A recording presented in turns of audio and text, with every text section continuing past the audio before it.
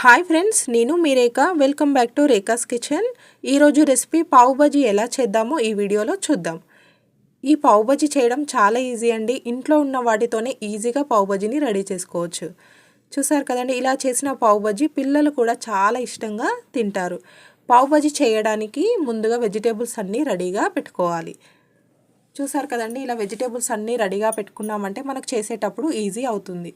ఇలా 1/2 kg క్యారెట్ని, పావు కేజీ బఠానీని, 1/2 kg ఆలూని, పావు కేజీ బీన్స్ని, పావు కేజీ క్యాప్సికమ్ని, పావు కేజీ కాలీఫ్లవర్ని, 1/2 kg టమాటాను చిన్న చిన్న ముక్కలుగా కట్ చేసుకొని ఇలా కుక్కర్లో వేసుకొని ఒక గ్లాస్ వరకు వాటర్ని తీసుకొని అలాగే 2 టేబుల్ స్పూన్స్ వరకు బటర్ని కూడా తీసుకొని కుక్కర్కి మూత పెట్టేసి 3 విజిల్స్ వచ్చే వరకు కుక్ చేసుకోండి.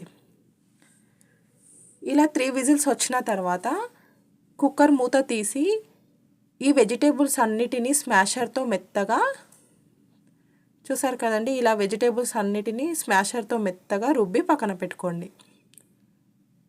ఇలా కుక్కర్లో వెజిటేబుల్స్ ఉడికించడం వలన మనకు ఈజీగా మెత్తగా మెల్ట్ అయిపోతుందండి. అందుకే ఇలా కుక్కర్లో వేసుకోవాలి. అలాగే 1/2 kg టమాటో తీసుకున్నాం కదా, ఆ టమాటోని కూడా మిక్సీ చేసి పెట్టుకోవాలి. ఇలా 1/2 kg టమాటోని, ఒక పిడికడు వెల్లిపాయలని, అలాగే 2 ఇంచెస్ అల్లం ముక్కని కూడా వేసుకొని మెత్తగా మిక్స్ చేసి పెట్టుకోండి. ఆ తర్వాత స్టవ్ పైన ప్యాన్ పెట్టుకొని 4 స్పూన్స్ వరకు ఆయిల్ని వేసుకొని ఆనియన్స్ కూడా వేసుకొని ఫ్రై చేసుకోండి. చూసారు కదండి, ఇలా ఆనియన్స్ని బాగా ఫ్రై చేసుకొని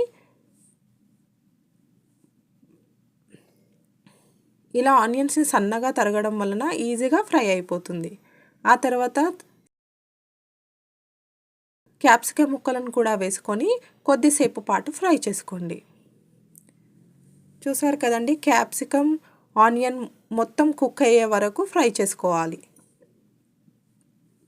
ఇలా 2 to 3 మినిట్స్ వరకు ఫ్రై చేసుకోవాలి. ఆ తర్వాత మిక్స్ చేసి పెట్టుకున్న టమాటోని ఈ ఆనియన్లోకి వేసేసుకొని బాగా కుక్ చేసుకోవాలి.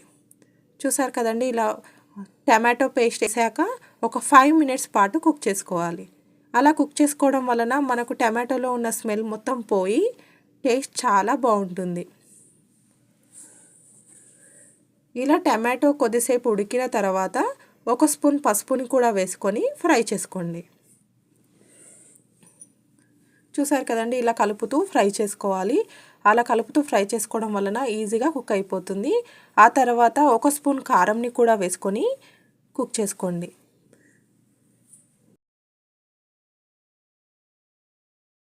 అలాగే 1 స్పూన్ సాల్ట్ని కూడా వేసి కుక్ చేయండి. ఇంతకుముందు మనం వెజిటేబుల్స్ మెత్తగా రుబ్బి పెట్టుకున్నాం కదండి, ఆ వెజిటేబుల్స్ మొత్తం ఇప్పుడు ఈ టమాటోలోకి వేసేసుకోండి. ఇలా వేసుకొని ఒక 5 మినిట్స్ పాటు బాగా కలుపుతూ ఫ్రై చేసుకోండి. ఇలా అన్నీ వేసిన తర్వాత ఇలా 2 టేబుల్ స్పూన్స్ వరకు బటర్ని కూడా వేసుకొని ఫ్రై చేసుకోండి. చూసారు కదండి, ఇలా నేను 2 టేబుల్ స్పూన్స్ బటర్ని తీసుకున్నాను. అలాగే కొత్తిమీర పుదీనాను కూడా వేసుకొని కొద్దిసేపు పాటు ఉడికించుకోండి. ఇలా కుక్ అయిన తర్వాత 1 స్పూన్ ధనియాల పొడి, 1 స్పూన్ గరం మసాలా వేసుకొని కుక్ చేసుకోండి.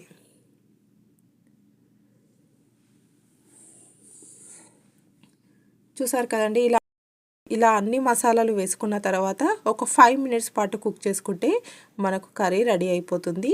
ఆ తర్వాత స్టవ్ పైన ప్యాన్ పెట్టుకొని 2 టేబుల్ స్పూన్స్ బటర్ని వేసుకొని ఇప్పుడు ఇలా పావుని ఫ్రై చేసుకోండి. చూసారు కదండి, ఇలా 2 సైడ్స్ తిప్పుతూ ఫ్రై చేసుకుంటే మనకు పావు బజ్జీ చాలా బాగుంటుందండి. ఇలా చేసిన పావు బజ్జీ తినడానికి చాలా బాగుంటుంది. తిన్నా కొద్దీ తినాలి అనిపిస్తుంది. మీరు ట్రై చేయండి, మీకు నచ్చుతుంది. ఇలా చేసిన పావు బజ్జీ పిల్లలు కూడా చాలా ఇష్టంగా తింటారు. Thank you for watching.